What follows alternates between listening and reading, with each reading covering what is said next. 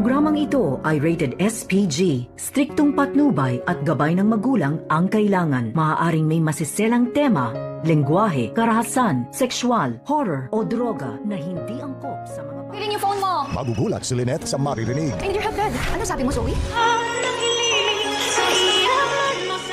Narito na nga ang ating pakabangan, maya-maya ng konti sa abot kamay na pangarap.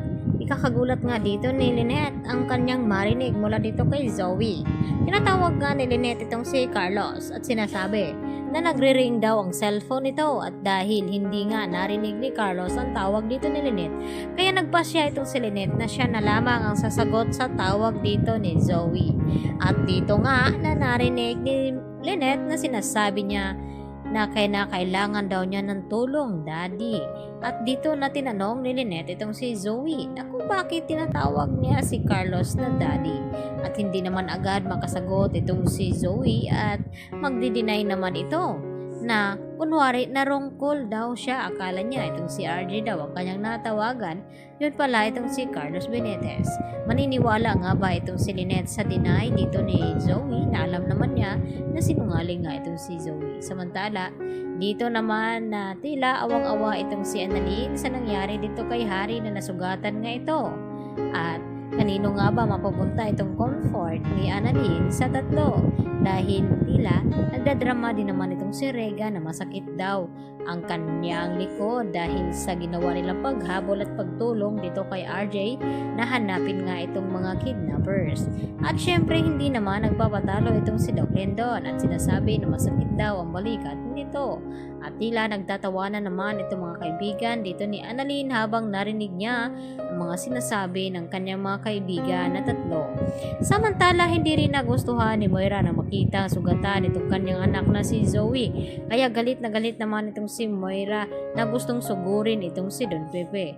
At dahil nabaril na nga itong si Zoe ay may awa pa rin siyang naramdaman dito kay Don Pepe na hindi pwedeng saktan dito ni Moira dahil gustong gawin ni Moira na gumante dahil sa ginawang pagbaril ni Don Pepe dito nga kay Zoe.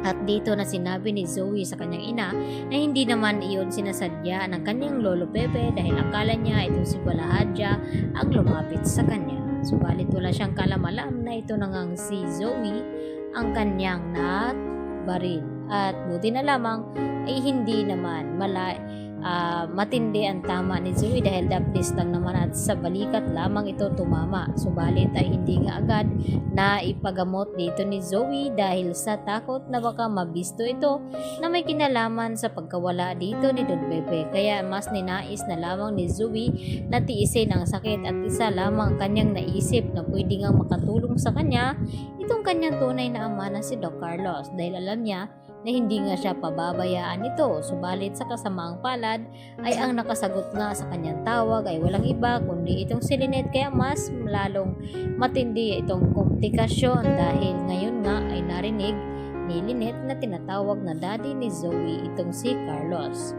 At hindi na yan mawawala sa isip ni Lynette na kung bakit anong mayroong sekretong ugnayan itong dalawa na si Carlos at ito ngang si Zoe.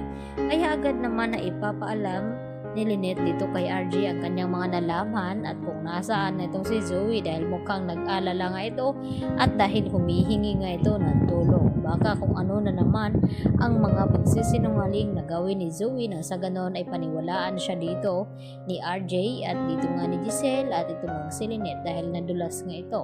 Yan ang ating pakatutukan mamaya-maya sa abot kamay na pangarap. Yan lang po at maraming salamat.